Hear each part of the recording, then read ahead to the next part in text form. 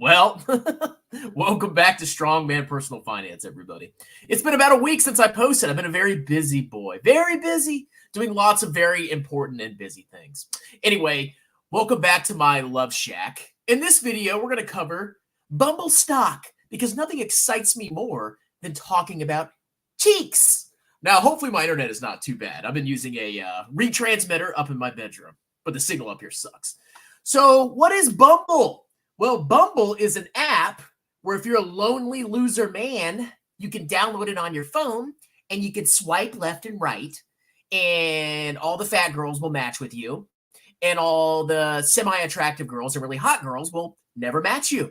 And you'll be on there for months and months and months, and you'll maybe get 2 matches because you accidentally swiped on a fat girl, and you'll never get a girlfriend. That's basically Bumble, right? But no, in all reality, it's one of the many dating apps out there. Now, my understanding of the industry is that there's Bumble, which is the female-centric app. You match a girl, she has to message you first, and if she doesn't, she basically disappears. I think she has I used this thing way back in the day. She has I think you have 45 or 20 hours to match with the girl, but the girl has to match with you. You have to match with each other, and then she has to message first because she needs to feel safe as a girl. Okay, and the boys, once they get the match, then they can start talking to the girl, and then eventually you can get them off the app. You can take them to a bar. You can seduce them, and then it's game over. Right? That's how it's supposed to work. But my experience using this app way back in the day was you have to pay to play. Okay, as a man, it is very competitive out there. The corner, Tyrone is hiding behind the dumpster, and if you match a girl and you set up a date, they're gonna swoop in and just sweep her away. You don't have a freaking chance unless you pay for these apps, and that's how Bumble makes money. If you pay for the app, you get special features, and men who are desperate and lonely, or who actually, in some cases, intelligent because it gives you an advantage, will actually pay for the apps. And that's how Bumble makes money. People paying for the apps. Now you got Bumble, and then you got all the other freaking apps. All the other apps are basically owned by one company. I think it's Match Group. You got Tinder, my swindler. You got Hinge, my alcoholic binge. You got, what are the other stupid apps out there? I don't know. But basically, there's a bunch of apps under one company. And then Bumble, my Umble, you got Bumble, I was reading Badu, and then some other freak weirdo apps on there that I've never heard of. But that's Bumble. Now, the stock has sold, let me make sure I'm sharing my screen. The stock has sold off massively over the past, well, it looks like it wasn't listed that long. It's 2 years, 1.5, 2 years. It's dropped 74%. 74%. This app is getting clapped. Now, I like to watch clownosphere videos sometimes. That's the manosphere. And they're like, oh, dating's over. Men are giving up on dating, and that's why Bumble stock is going down. I actually disagree. I think a big reason that Bumble stock is going down is they have a horrible freaking balance sheet, which we're going to see in a second. Okay, that's part of the reason. And they also probably got a massive boost during the pandemic. Everybody was locked down. What else were you going to do besides download a dating app and invite chicks over to your house? Of course, all these apps probably benefited very well. Now they're probably coming down from that high. But I think going into the future, there's going to be a lot of single men who are going to be willing to pay for dating apps because it gives them an advantage. And if you're single, maybe you should pay for dating apps because it might be worth the money if you can find somebody to fall in love with, okay? But going into the future, men will continue to pay for these apps. I 100% believe that to be the case. Because it gets them cheeks, hopefully. Well, I don't know. I hear it's really bad for men out there, but whatever. But the stock is sold off massively, okay? So let's go ahead and just do a brief overview of the financials. So first, I like to look at revenue. So we can see over time, revenue has steadily increased. If you look at year-over-year growth rates, it's 13%, 18%, 18%. Very healthy, strong revenue growth. Those men they're dropping bucks. They want the advantage. They want the cheeks. They want all the benefits. Okay. Badu, Bumble, and the other stupid apps. So revenue growth is pretty strong. Gross margin is very high. It's a freaking app. Okay, I think they just laid off a bunch of workers. So I'm sure their margins will probably increase because they're not paying a bunch of workers. But their gross margin is pretty solid. Their operating margin is not so solid. Now, they've proven they can be profitable before, but I also see a couple what looks like write-downs there. You're going to see where those write-downs may have come from. But they've proven they can be profitable, but it's pretty dicey. And a lot of times they've actually lost money. So I don't know how much these layoffs are really going to affect their bottom line. I'm sure it'll help a little bit. But as of yet, I would not say this is a consistently profitable company. Decent revenue growth, solid gross margins, but not pulling an operating margin or barely pulling an operating margin, and generally not profitable from a GAAP perspective. Free cash flow, they have positive free cash flow. What does that mean?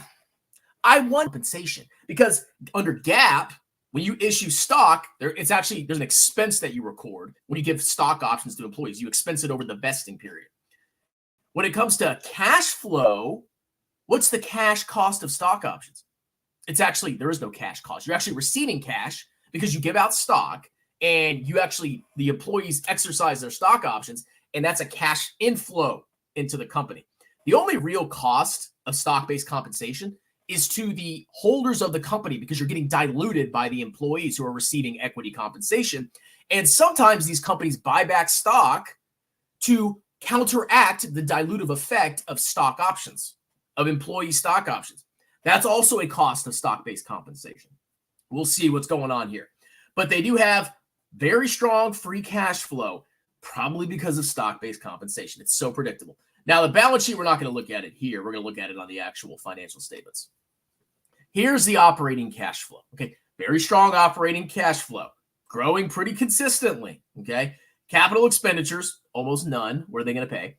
Dividends, they don't pay a dividend. It looks like they paid one dividend. That's probably a freaking typo. And they're buying back some shares. That's a cost of stock-based compensation right there, ladies and gentlemen. And you can see the share-based compensation is right here. Look at the stock-based compensation. 20 million, 21 million, 33 million.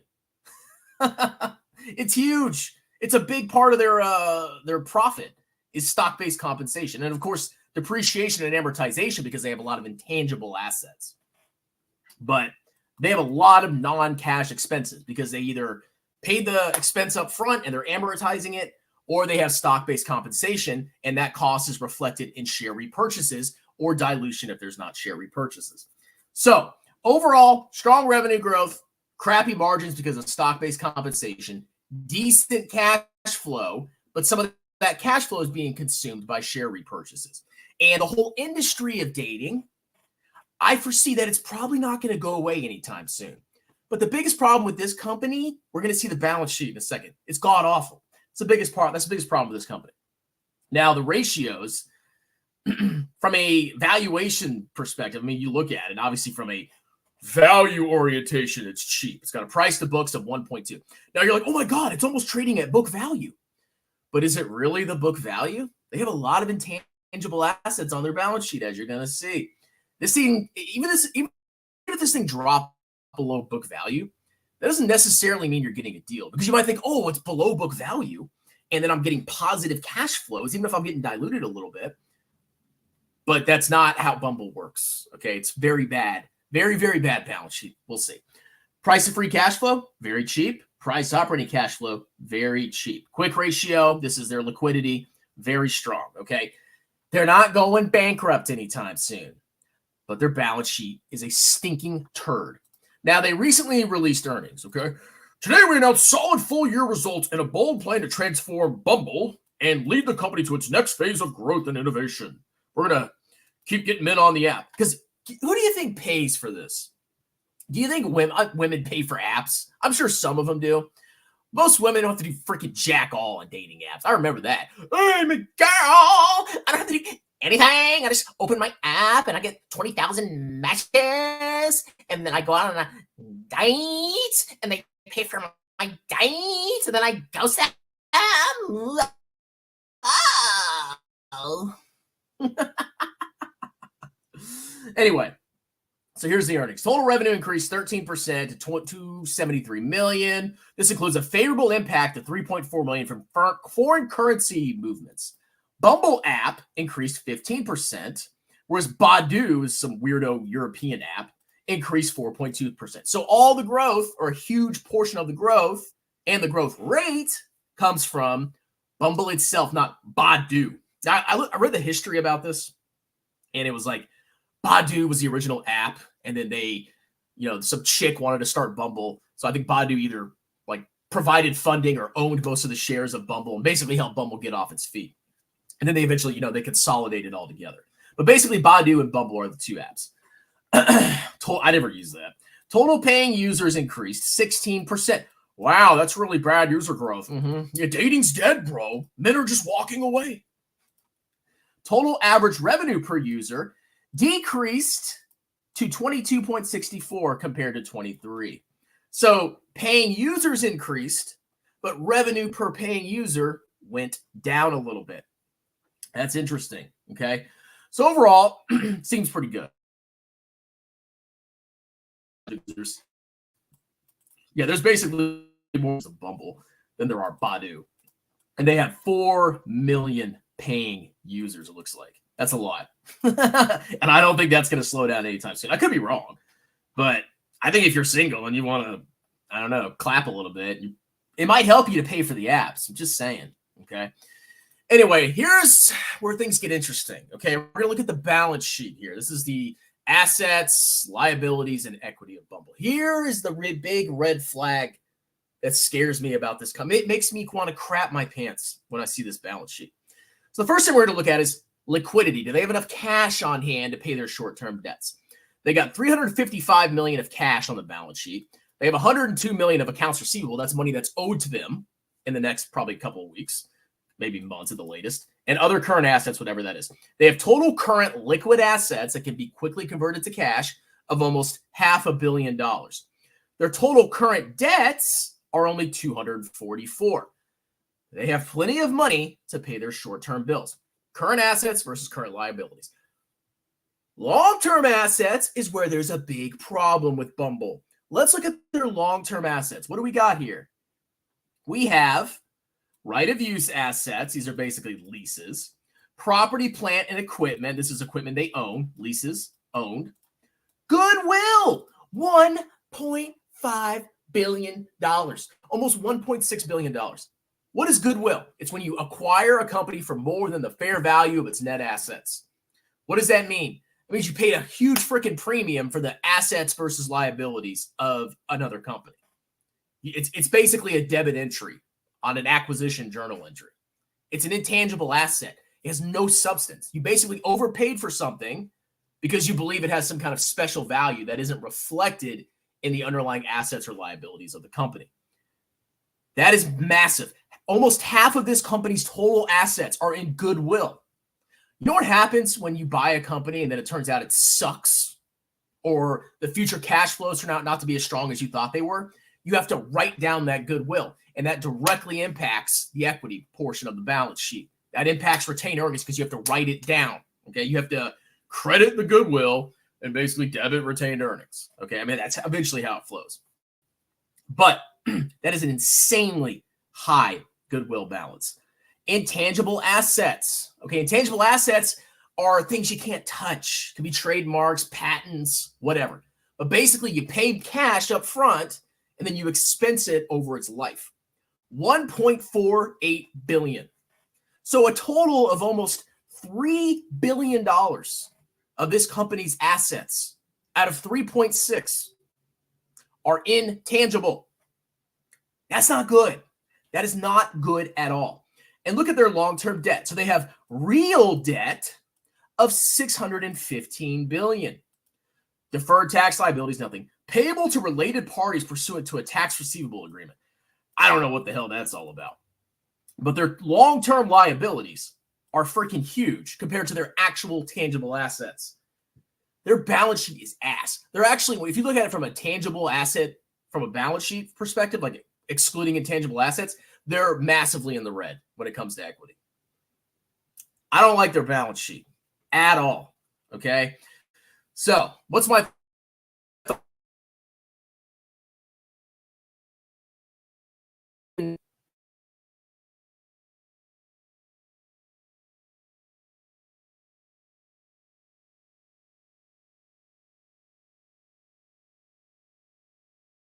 down. The vast majority of this company assets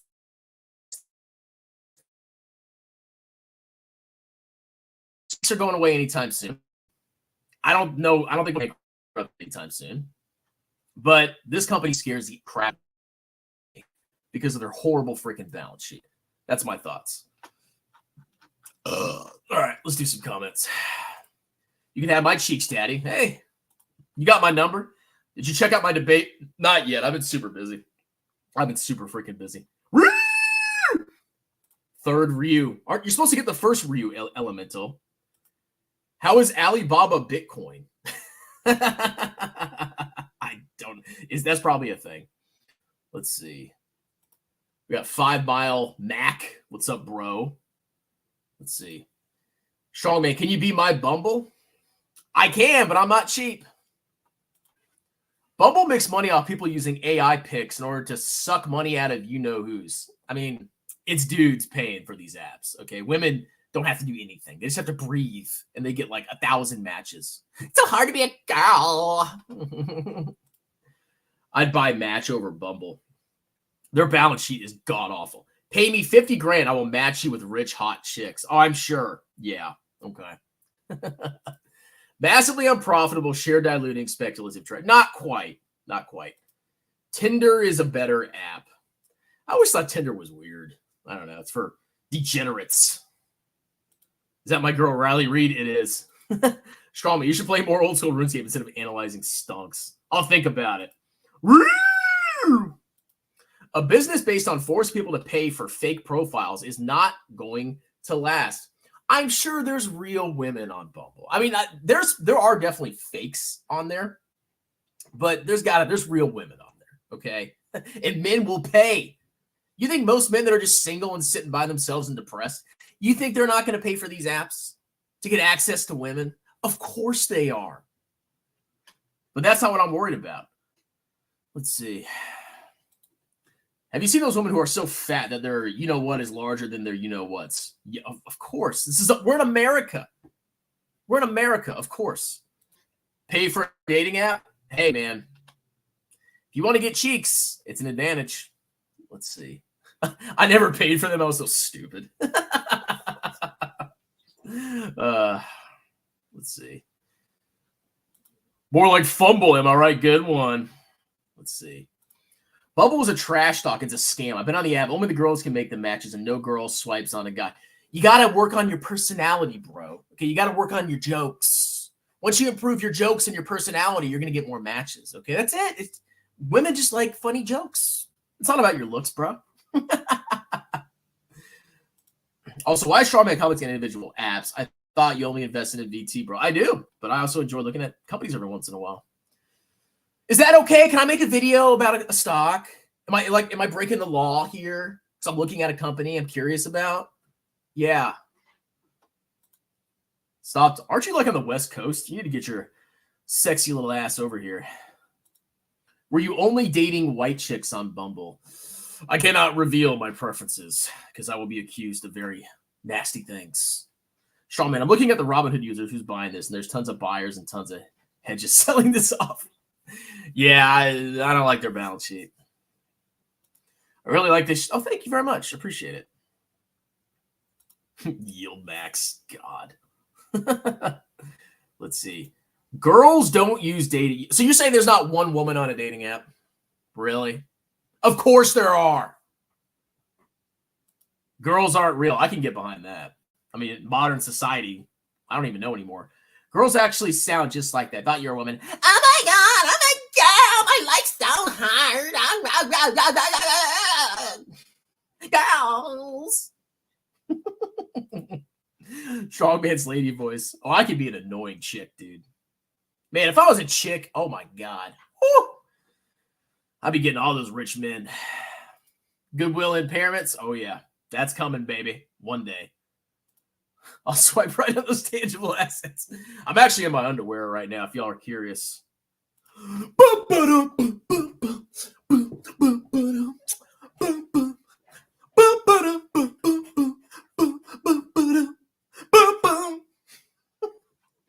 Thanks for shilling WGU.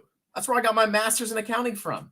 I put Strongman Personal Finance LLC as how I found out about WGU. It's actually Strongman CPA LLC. And I'm still doing everybody's taxes, ladies and gentlemen. That's why I've been busy. If you want me to do your taxes instead of some clown at H&R Block, shoot me an email at strongmantax@gmail.com. And we can have a free consultation. And I will do your freaking taxes. And I will do them professionally. Instead of like a freaking clown. I've seen so much degeneracy on these old tax returns. Pisses me off. Anyway, trust a shirtless man to do your taxes. Hinge is, I never used that when I was younger. When, in the old days, I didn't even know it existed. I don't even know if it did. What did I have? I had Tinder, Bumble My Fumble,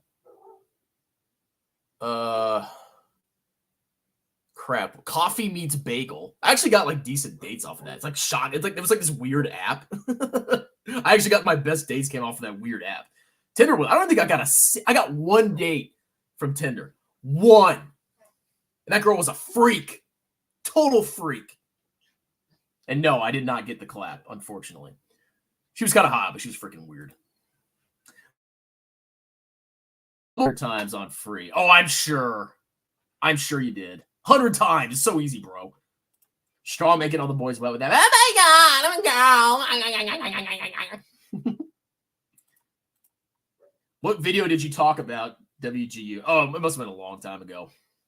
I've mentioned it before. You are a freak too, Strong man. I am kind of a freak. I'm very sexy, though. Good bed making skill. It's okay. I just kind of like throw the covers and go on with my day. I don't got time to fold a bed military style. I have used these apps. Most girls are not serious about dating and have weird preferences.